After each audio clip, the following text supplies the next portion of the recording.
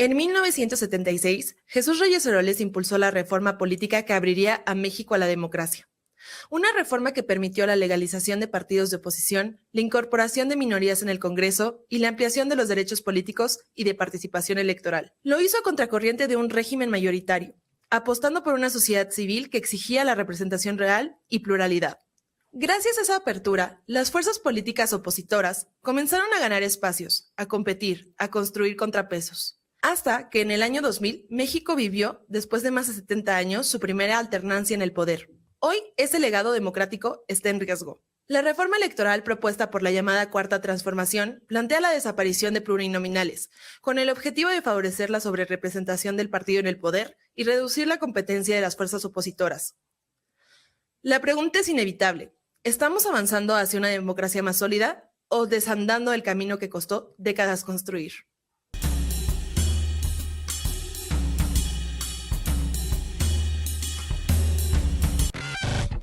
ADN Noticias, Radio. Te hablamos con la verdad. Bienvenidos a La Propuesta, yo soy Adriana Pineda y el día de hoy tenemos un tema que está ardiendo tanto en redes sociales como en noticias y debería estar ardiendo en toda la ciudadanía en estos momentos, porque ¿qué creen? Que ya vamos viendo el horizonte de la reforma electoral que presenta la presidenta Claudia Sheinbaum, que bueno, fue de la parte de las reformas constitucionales que presentó López Obrador, pero pues viene esta nueva modificación del llamado Plan C. Y para esto me acompaña hoy el coordinador de los diputados del PRI, Rubén Moreira. Hola. Muchas gracias por la invitación y aquí estamos. Y bueno, me urgía hablar de la reforma electoral otra vez, porque si bien habíamos tenido nuestro podcast con Javier Aparicio, habíamos visto pues cómo está México en temas de democracia, habíamos avistado los peligros de lo que podía venir con esta reforma electoral, pero no teníamos como muy claro hacia dónde íbamos hasta ahora. El día de ayer, Pablo Gómez, todavía en la presentación de las propuestas del Instituto Nacional Electoral sobre esta reforma, señaló una cosa de preocuparse, ¿no? El tema de el INE no debería de ser autónomo, debería tener independencia en algunas cosas administrativas y en las resoluciones, pero señaló que el INE no tenía que ser autónomo. Entonces, esta preocupación, pues sí, es algo que me hizo llevar a que tengamos este programa y quién mejor que el coordinador de los diputados del PRI que está en la oposición de San Lázaro. Y me gustaría empezar con usted en el tema de la mayoría calificada que hay en diputados, porque creo que para entender también la reforma electoral que nos estamos enfrentando, hay que ver cómo estamos también en materia de representación en estos momentos, ¿no? Tenemos desde hace muchos años, literalmente desde que el PRI era hegemónico, una Cámara de Diputados y un Senado de la República con mayoría calificada. ¿Cómo lo ves tú, Rubén? Bueno, primero te quiero decir una cosa. Durante mucho tiempo, cuando se aproximaba la elección, aquella del 2018, muchos especialistas, muchos políticos, muchos analistas, tú, dijimos, hay que tener cuidado con ese voto, porque López Obrador va a tratar de enrumbar a México hacia otro lado, un sitio donde no iba a haber libertades, donde se iban a restringir derechos y donde seguramente las cosas económicas no iban a salir bien. Triunfó este personaje y la gente al día siguiente dice, mire, ya no pasó nada. Bueno, porque un país no se desmonta de un día para otro. Y hoy estamos en una de las últimas piedras que le falta de colocar a Morena en la tumba de la democracia mexicana, que es cambiar la legislación electoral. Ojo, constitución y leyes electorales. Y lo puede hacer, para tocar ya la pregunta que tú me dices, lo puede hacer porque se agandalló las mayorías en la Cámara de Diputados y en la Cámara de Senadores. En diputados, el 46% de los mexicanos votó en contra de Morena. Sí. Sin embargo, Morena tiene el 75% de los diputados. Ellos dicen que ganaron muchos distritos. No. Ese es en la cantidad de mexicanos que votaron por una opción y por otra opción. En senadores, pues, adquirieron de alguna manera a varios senadores y lograron esa mayoría. Y hoy quieren cambiar las leyes electorales sin legitimidad. Esto es bien importante, Sí. porque la gente está pensando una cosa y en el Congreso se va a decidir otra. En este país casi la mitad de los mexicanos votó en contra de Morena. Y esa mitad va a decir, ah, caray, me cambias el país. Eso es no tener legitimidad. Exacto. Pero a Morena no le interesa tener legitimidad, le interesa tener el poder. Y que esta mayoría calificada pues marcó un precedente importante, ¿no? Porque no nada más es el tema de la resolución del Instituto Nacional Electoral, sino también del Tribunal Electoral, ¿no? Y que van a ser de los organismos que van a ser también afectados con esta nueva reforma electoral. Y el decir, pues vamos a hacer estos cambios que ya veníamos viendo, ¿no? O sea, ya vimos esa resolución de la sobrerepresentación que ni siquiera tenía sentido con la resolución del Tribunal Electoral. Sí, incluso en un periodo donde no tenían todavía todo el poder, pudieron hacer eso. ¿Qué va a pasar ahora con una reforma electoral donde ya tienen todo el poder para poder hacer lo que quieren? ¿No? Eso es lo que a mí también me preocupa un poco. Básicamente lo que hizo Maduro. Por eso yo he bautizado este conjunto de reformas como Ley Maduro. ¿Qué le sucedió a Maduro? Pues después de 25 años en el poder, pues las cosas no marchaban bien en Venezuela, no había desarrollo económico, no había libertades, no había bienestar social. Y un día el pueblo dijo, ¿sabes qué? Vamos a cambiar de opción antes de que nos tengamos todos que mudar de país. Claro. Y fueron y votaron en contra del señor Maduro. Nada más que el señor Maduro tenía el órgano electoral y dio el resultado que él quería. En síntesis, y se ha ido cumpliendo lo que tú y los expertos dijeron y todos dijimos, en síntesis, eso es lo que pretenden en el 2030. Por eso, al señor Pablo Gómez se le sale de su inconsciente esa frase de manera muy consciente que tú mencionaste. Y me importaba que estuviera usted aquí porque aparte representa el Partido Revolucionario Institucional. Yo creo que una de las reformas más importantes que hemos tenido en este país, una de las una de las 8 reformas electorales fue la de Reyes Heroles, ¿no? Fue en el 76, es la que permite esta apertura, esta pluralidad. Muchos priistas incluso dijeron, ¿por qué hicieron esto? Esto nos va a hacer perder el poder. Otros más demócratas dijeron, es necesario, como Reyes Heroles.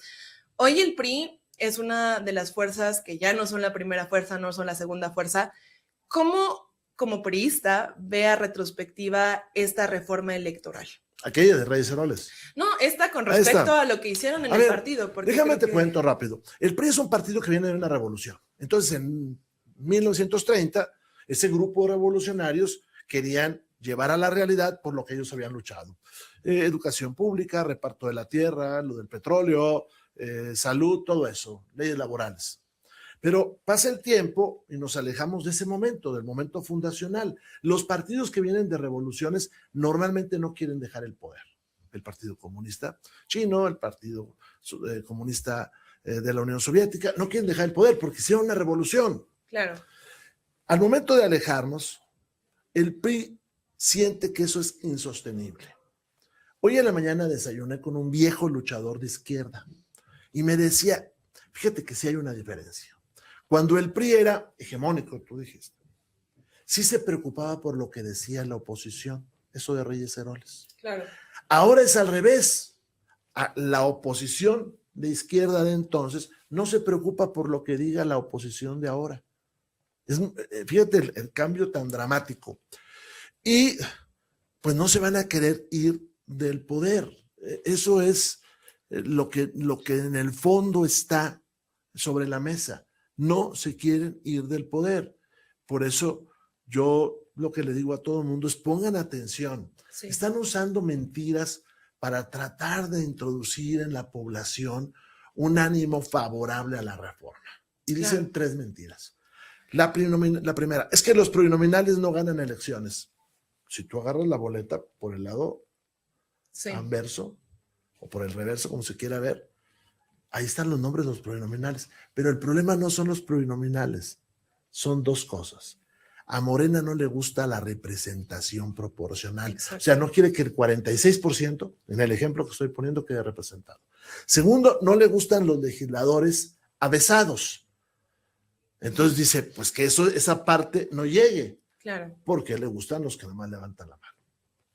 Segunda cosa, y rápido te lo digo, Es que los partidos son muy caros. Pues vamos a suponer que sí, pero ¿no es más cara la dictadura? Porque ¿quién va a hacer entonces política en este país? Los narcos, Exacto. los oligarcas y Morena, porque tiene el gobierno. Y la tercera, ya te la señalé, el órgano electoral. Sin órgano electoral, que fue lo que dijo ayer el señor Gómez, pues el día de la elección te dan el resultado que ellos quieran. Y qué bueno que lo pones sobre la mesa porque hay una cosa que me interesaba además como grupo parlamentario, el tema de no los han integrado, ¿no? Por eso quería poner la reforma de Reyes Oroles. A mí me tocó estar en una mesa ahí de Beatriz Paredes con Graco Ramírez y decía, no, pues es que nosotros pues no estábamos a favor del PRI, pero además Reyes Oroles sí nos citó en su casa, sí hablamos con él, sí pusimos nuestras propuestas, podemos decir que gracias a eso yo pude ser gobernador, no del PRI, ¿no? ¿Qué está pasando ahorita con la oposición? Porque sí está este órgano que creó la presidenta con Pablo Gómez a la cabeza, pero a mí me genera mucho tema el que no estén llamando ni a los partidos políticos, ni como sus presidencias, ni sus grupos parlamentarios, ni los diputados, ni los senadores. ¿Cómo está la oposición en esta negociación? Mira, Reyes Heroles, pero López Portillo gana la elección porque es el único candidato. Sí. Bajo el principio de Morena, hubiera hecho otra ley a favor de él, o no hubiera hecho ley. Pero López Portillo se da cuenta que no tiene legitimidad, es decir, que el pueblo no lo está respaldando. Y hacer cosas sin el respaldo del pueblo es un atentado al futuro, aunque la votes, ¿eh? Y entonces él dice, no, tiene que participar todo el mundo en las elecciones. Y empieza la transición a la democracia. Hoy es la primera vez en muchos años que los líderes opositores no son consultados. Justo. ¿Por qué? Porque el gobierno se asume como dueño, esto pasa en las dictaduras, como dueño de la voluntad de todos y el pensamiento de todos. Ayer mismo va los consejeros del INE a llevarle 250 recomendaciones que hacen después de consultas y debates y muchas cosas, y se la entregan. Una persona como tú o como yo hubiera dicho, ya, muchas gracias, lo vamos a analizar. No, lo primero que dijo, no estoy de acuerdo. Bueno, eso confirma la postura del PRI. ¿Cuál es la postura del PRI? Es, no dialogues con el diablo, no le abras la puerta al diablo porque se mete. Cuando lleguemos a la Cámara debatimos, pero ahorita no le sigamos el juego, porque te va a pasar que ellos ya tienen cocinado su mugrero y lo va a quedar caer por la mesa.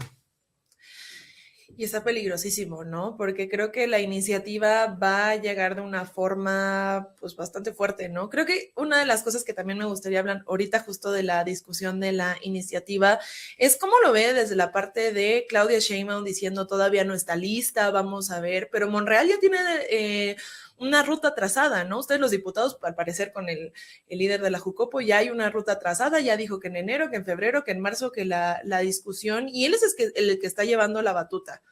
¿Quién está haciendo realmente esta reforma electoral? ¿Quién tiene el poder en este momento con esta reforma? A ver, en la Junta de Coordinación Política no se ha visto nada, entonces ahí ya saco esa parte. Segundo, ¿quién es la que sabe o puede tomar la decisión? La jefa de Estado y jefa de gobierno, que es la presidenta de la República. ¿Qué creo yo? Que alrededor de ella se están moviendo grupos, pues preocupados, claro, porque se les acabe, en términos muy sencillos, pues se les acabe el lonche, ¿no? Y se tengan que ir. Y por el riesgo de perder el poder. Por eso están preocupados. Y en ese sentido, pues a ella le tocará la responsabilidad histórica de lo que mande y de dejar que circule o no circule, porque en lo que nosotros sabemos que va a mandar, también va la destrucción del Verde y del PT. A eso voy, porque yo digo, ¿quién tiene el verdadero poder si quien puede poner en jaque en esta reforma electoral puede ser el Verde o el PT, ¿no? Que creo que son los menos favorecidos con la resolución de quitar a los plurinominales. ¿Qué tan endeble entonces está Morena a pesar de querer meter esta reforma que sí es ambiciosa, que creo que todos estamos muy preocupados por lo que representa, pero si ya en el juego legislativo, aprovechando que está usted, vemos que pues el Verde y el PT puede ser que digan no vamos, y de dónde van a sacar los votos para poderla pasar, ¿pueden o no pasarla sin los votos del Verde y el PT? Si el Verde y el PT votan en contra, no pueden, no tienen los votos. Ok. Pero seguramente van a ejercer presión sobre ellos, ¿no? Pero yo me iría a otro lado, a hacer un llamado a la cordura. Me refiero al grupo en el poder. El entorno internacional no hay ni siquiera que discutirlo, en el sentido de que está complejo. Eso yo creo que ni a ti, ni a mí, ni a quienes nos ven les queda duda, está muy complejo. Claro. En mi pueblo dicen, no le sirves al toro. Okay. O sea, ya te metiste al ruedo, el toro anda suelto, pues no le sirves porque se te va a venir encima. En estos momentos tan difíciles para el mundo, ¿por qué darle pretextos a otras latitudes de pensar en nosotros? O sea, ¿por qué le vamos a silbar? Justo. Ahí me gustaría hacer un énfasis con esto porque ayer lo estaba escuchando con Azucena y se pelearon. Yo dije, está muy tranquila esta mesa, luego ya se empezaron a pelear. ¿Sabes que esa mesa tiene una característica? A lo mejor ya somos sexagenarios, menos uno, bueno, y menos ella, obviamente. Nos damos mucho el tiempo para contestarnos. Sí. No nos peleamos tanto, aunque sí nos decimos cosas duras. ¿Qué es la cosa que podría preocupar a ámbito internacional el tener como la presentación de una reforma de este ámbito? Porque sabemos, a ver, no, yo no creo que para nada Estados Unidos se ponga a bombardear México por estas cosas, pero sí creo que podría ser un detonante, ¿no? En la presión contra el país, en alguna negociación, ¿cómo lo ve usted? A ver, el mundo se está recomponiendo, como cíclicamente lo hace, ¿eh? Es decir, esto no es un hecho inusitado, podemos estar aquí horas hablando de momentos en los que el mundo se ha reordenado. Los países grandes ven sus intereses, los países más pequeños debemos de ver los nuestros y cómo sorteamos los de los otros. Ahí está la destreza de un país. Sin embargo, paréntesis, no tenemos Secretaría de Relaciones Exteriores.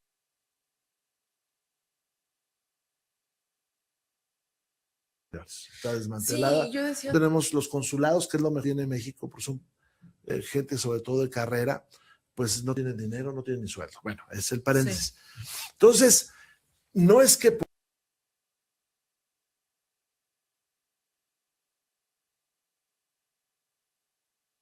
se invadió Guatemala, lo 20, porque se le generó en la prensa norteamericana, y hay un estudio de Vargas Llosa sobre eso, en la prensa norteamericana se le genera una percepción al gobierno de que es socialista, cuando no lo era. Sí. Y entonces los intereses económicos que traían otra ruta aprovechan para quitar al gobierno, aprovechan para meterse al país. Lo que realmente quería que el presidente era meter la jornada de 8 horas. Eso es lo que él quería. Entonces, lo traigo como un ejemplo, no por lo que sea lo mismo. Es decir, ¿por qué le silbamos al toro? Esa reforma electoral que está proponiendo, que es una ley Maduro, que todo el mundo va a decir es para no irse, para eso lo están haciendo, pues mañana va a empezar a aparecer, mañana un futuro, va a aparecer en los grandes rotativas de los Estados Unidos y del mundo diciendo, ahí tienen, bueno, ¿para qué le servimos nosotros de pretexto a otras acciones? Quisiera meterme a otro tema que va muy a la par, que es el tema de la reforma al Poder Judicial y que tiene que ver con las elecciones judiciales, porque creo que tampoco podemos perder de vista que hoy tenemos jueces que se someten a votaciones y que también esta reforma electoral de cierta forma los va a afectar. Este año en el Democracy Index, México también bajó su calificación. Claro. Ya no estamos como democracia, ya estamos en un mix de democracia y autoritarismo. ¿Cómo vemos que podría afectar ahora, incluyendo esta reforma electoral, con el tema de los jueces, no? Porque una de las cosas que decía en el Democracy Index es que la calificación de México había bajado por el tema de las elecciones judiciales. Sí, bajó por eso, y si quieres un día platicamos sobre la pura reforma, pero te adelanto varias cosas. La votación que nosotros vimos, porque yo no fui, al Poder Judicial no es la que dice la Constitución. O sea, si nosotros agarramos el texto de la Constitución, es otro el mecanismo para hacer la elección que lo que nosotros vimos. Un ejemplo rápido. Aquí en la Ciudad de México, tú debiste haber votado por 50 jueces. No voté, pero sí, no, debí. Sí, pero nomás votaste por la 11ª parte de los jueces.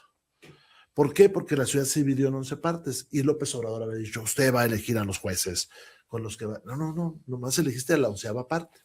Bueno, en el 2027 viene la elección que nosotros conocemos, la elección de 16, 17 gobernaturas, de los 300 distritos, diputaciones locales, en muchos lugares como en mi tierra, alcaldías, así viene todo eso. A eso hay que sumar la elección federal del Poder Judicial, que es la mitad. Exacto. Y a eso hay que sumar las elecciones locales de los poderes judiciales, algunos completos, sí, como Jalisco. Es imposible hacerlo, es imposible hacerlo. Y me vas a disculpar, ¿por qué México tiene tantos problemas? Porque pusimos a un presidente, yo no voté por él, que es un hechicero. O sea, no tiene la menor idea del razonamiento científico.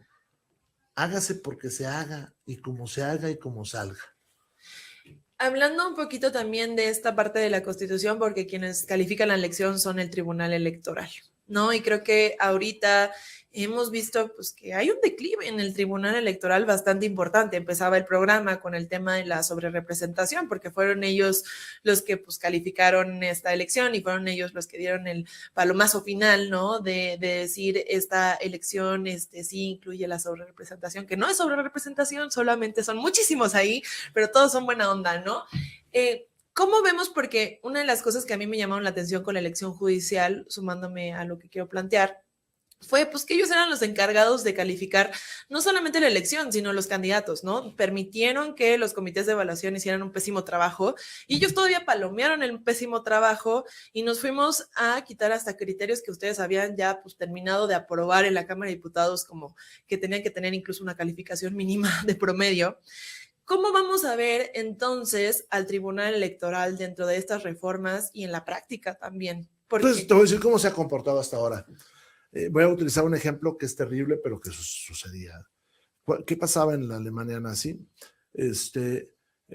Tenían algún tipo de enfrentamiento, capturaban unos prisioneros y ponían a los prisioneros a cavar las tumbas de otros prisioneros, pero al final también a ellos los echaban en las mismas tumbas. Entonces, el Tribunal Electoral cavó la tumba de la democracia pensando que se iba a librar. No, hombre, lo van a transformar, lo van a colonizar. Los hemos visto, se lo digo con todo respeto, haciendo piruetas para tratar de justificar y están en el descrédito total.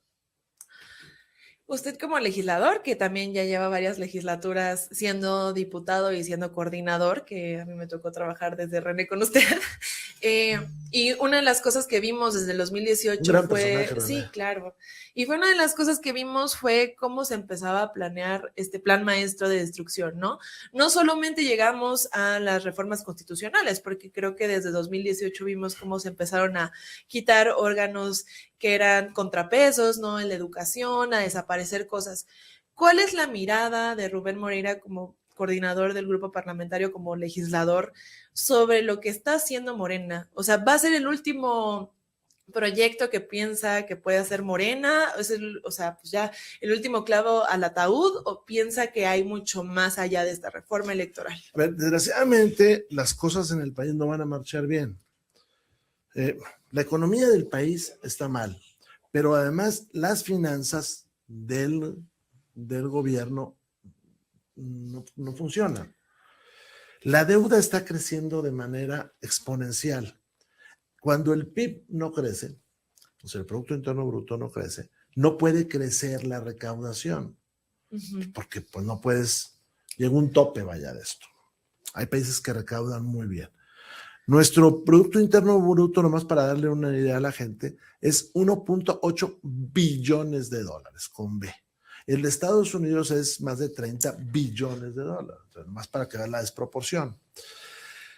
Hay una pésima conducción de la economía. Estamos renegociando deuda casi que todos los días, pasándola a futuro, 2034, 2035, pero siempre con más interés. Claro. Entonces, va a llegar un momento, 26, 27, que entren en colapso. Como los programas sociales están en la Constitución, por cierto, yo voté por usted en la Constitución, ya nos pueden quitar. Entonces se les va a colapsar el resto.